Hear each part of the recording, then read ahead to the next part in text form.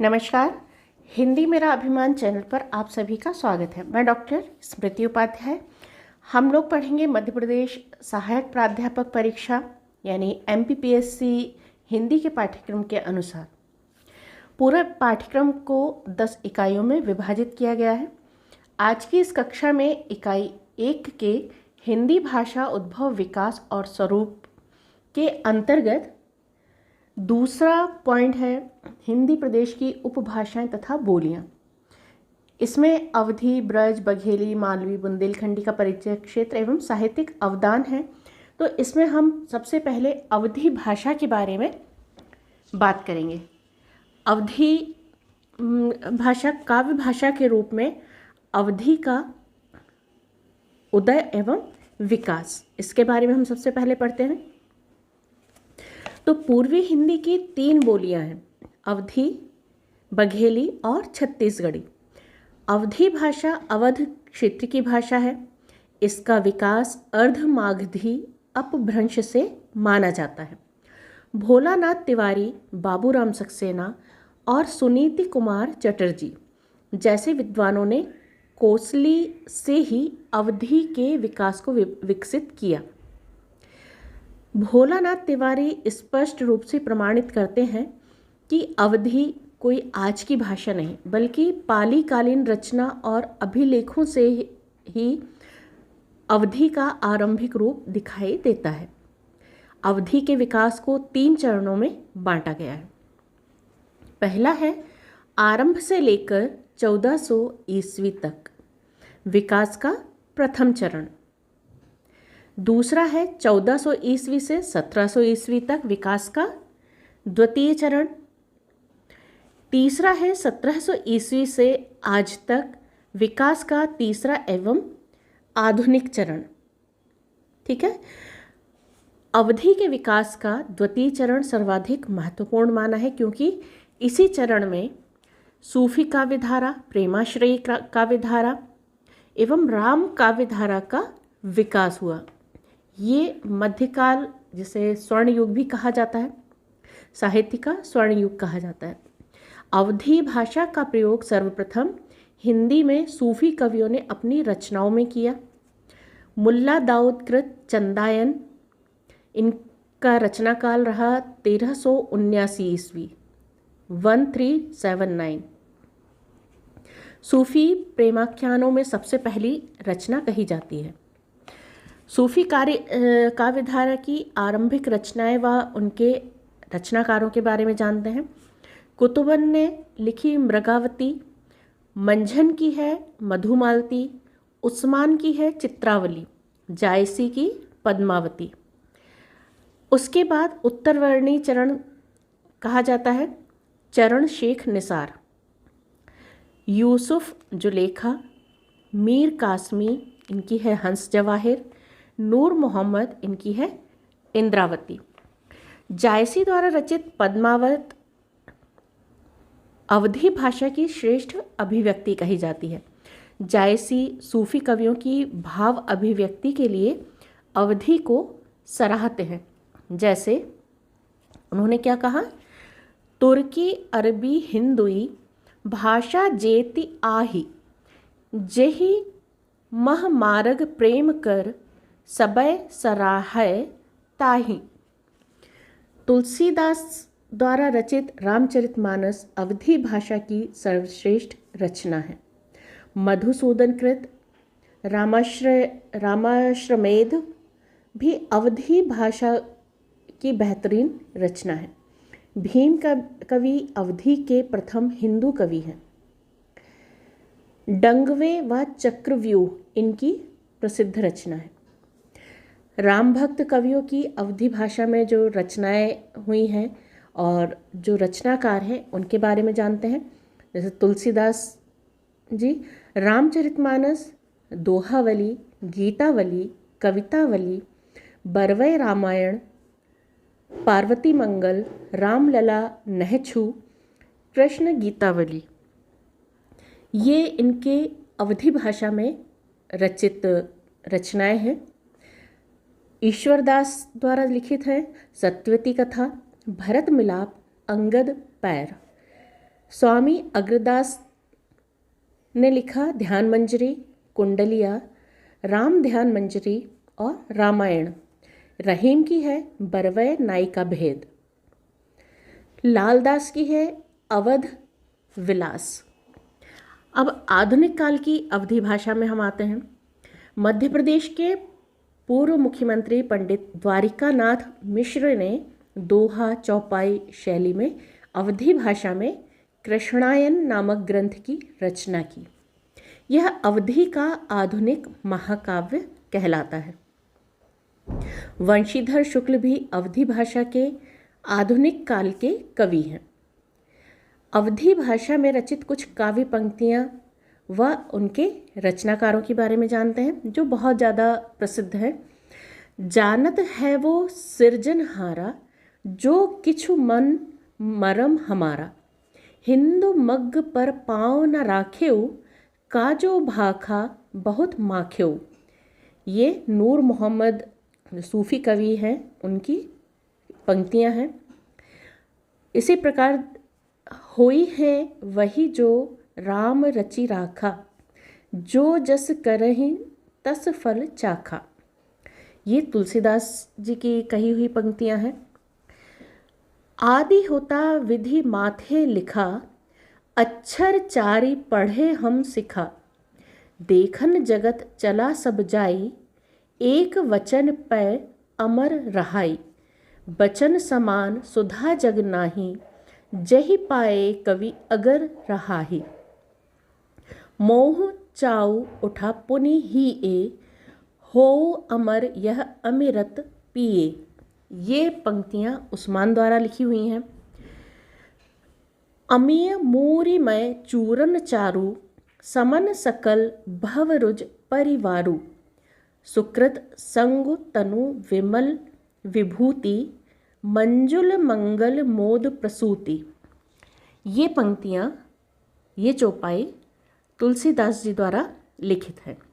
ये बहुत प्रसिद्ध पंक्तियाँ हैं जिनके बारे में पूछा जाता है कई बार परीक्षा में। अब हम बात करते हैं अवधी भाषा का जो क्षेत्र है वो कहाँ कहाँ है। तो अवध क्षेत्र के अंतर्गत बोली जाने वाली भाषा ये अवधी है। इस क्षेत्र के अंतर्गत कानपुर, लखीमपुर, रायबरेली, उन्नाव, बाराबंकी, सीतापुर आदि क्षेत्र आते हैं। इसकी ध्वनिगत विशेषताएं क्या है? अवधी में ए का उच्चारण आई और औ का उच्चारण औ रूप में होता है। औ, ए का आई, औ का औ। जैसे कैसा तो कैसा, पैसा का पैसा, औरत औरत। इस तरह से इन ध्वनियों का उच्चारण। फिर शब्दांत में आने वाली कुछ ध्वनियाँ हैं व निश्चित रूप से ऊ में परिवर्तित होती है। जैसे नाव, नाव का हो जाता है नाव। भाव, भाव, भाव। गाँव, गाँव। इस तरह से जो वा का ऊ में परिवर्तन हो जाता है। अवधी में अकारण रा का आगमन देखा जाता है। जैसे पसंद तो परसंद, वियोग, विरोग। अंतस्थ व्यंजन या और वा यदि किसी संयुक्त व्यंजन के साथ संयुक्त रूप से जुड़े हों तो अवधी में या की जगह ई आ, व की जगह उ आ परिवर्तन देखा जाता है। जैसे ग्वाल का ग्वार, यार का सियार, द्वार का द्वार, यार का पियार। इसी तरह से शब्द के आरंभ में और शब्द के मध्य में आने वाली ई ध्वनि ह में परिवर्तित होती है। जैसे रईस तो इसका होगा रहीस, इच्छा का हिच्छा, सईस का सहिस। इसी तरह कुछ ध्वनि परिवर्तन और हैं। अणा को न, जैसे गुड़, गुण, गुण। गुण को गुण कहा जाता है। य को ज, योग में योग को जोग, क का ग, भक्त भगत, ला को रा में भाषा भाखा, वा का ब, श का ख, जैसे भाषा तो भाखा, इस तरह से परिवर्तन देखे जाते हैं। दो विशिष्ट प्रत्यय हैं इया और वा। डिब्बी, मुख्य शब्द क्या है? डिब्बी। तो अब यहाँ पर क्या हो गया? डिबिया। बिल्ली का बिलैया, खाट खटिया, रजाई रजैया, मास्टर मास्टरवा, रमेश रमेशवा। इस तरह से प्रत्ययों में भी परिवर्तन देखा जाता है। अब बात करते हैं व्याकरणगत विशेषता। इसकी व्याकरणगत विशेषताएं क्या हैं? तो विशेषण मूल रूप से अकारांत होते हैं, जैसे छोट बड़। अब छोटा को छोट, बड़ा को बड़, दूबर दूसरे को दूबर, पातर, नीक, खोट। नीका खोटा, तो इनको नीक खोट मतलब अकारांत कर दिया है। क्रिया विशेषण यहाँ का इहाँ, हियाँ, इहवा। वहाँ का उहाँ, हुआ, उहवा। कहाँ के लिए कहें, कहवा, केठिया। इसी तरह सहायक क्रियाएं वर्तमान काल के लिए अह ऊ आछे, भूतकाल भा भय रहा, भविष्यकाल होब हो बई, हो इही।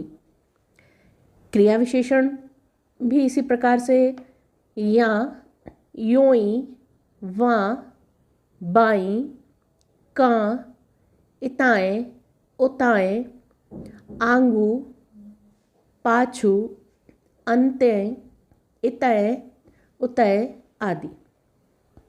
भूतकालिक सहायक क्रिया कौन कौन सी हैं? हतो, हति, हते, तो, ती, ते का प्रयोग किया जाता है।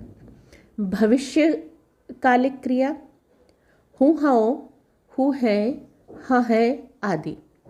सार्वनामिक क्रिया विशेषण इत्तो, कित्तो, इतनो, कितनो, जित्तो, वैसो, कै, जय आदि। अब बात करते हैं अव्यय की। आज है, आज ही के लिए आज है। आसौ, एक वर्ष के लिए एक वर्ष, आसौ। कल के लिए कल, ना, ना के लिए यहाँ के लिए ना, परसों के लिए परों, वहाँ के लिए माँ, और के लिए तां। तो इस तरह से साहित्यिक दृष्टि से अवधी भाषा समृद्ध है। सर्वनाम रूप के लिए भी है। उत्तम पुरुष में मैं, मई, मोर, मोरी, हम, हमन, हमारा। मध्यम पुरुष के लिए तू, तय, तुह, तोर, तोहार। और अन्य पुरुष के लिए ऊ, बा, उई, ई, इठ, इन। इस तरह से साहित्यिक दृष्टि से अवधी भाषा समृद्ध भाषा है।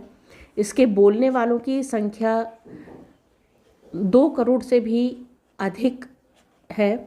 तुलसीदास द्वारा रचित रामचरितमानस एवं जायसी द्वारा रचित पद्मावत जैसे हिंदी महाकाव्य अवधी भाषा में रचे गए। इस भाषा के कवि कुतुबन, मंझन, लालदास, नाभादास, अग्रदास, नूर मोहम्मद आदि और भी बहुत सारे कवि रहे हैं। अब बात करते हैं इस बिंदु से संबंधित प्रश्नों की। तो सबसे पहले सत्यवती कथा के रचनाकार कौन हैं? नूर मोहम्मद कवि की रचना कौन सी है? चंदायन के रचनाकार कौन है? मृगावती के रचनाकार कौन है? पद्मावत के रचनाकार कौन है? मधुमालती के रचनाकार कौन है? इसके अलावा बरवे रामायण के रचयिता कौन है? और ल किस प्रकार का व्यंजन है? साथ ही पद्मावत का रचनाकाल कौन सा है? हिंदी का प्रथम महाकाव्य कौन सा है? जायसीकृत पद्मावत की भाषा क्या है? पौमचर्यू के रचनाकार कौन है? हालांकि ये प्रश्न पिछले पॉइंट का है। और अवधि के प्रथम हिंदू कवि कौन है? प्रसिद्ध पंक्ति जानत है वो सिरजनहारा के रचयिता कौन है? अमीय मूरिमय चूरन चारू किनकी लिखी पंक्तियां हैं?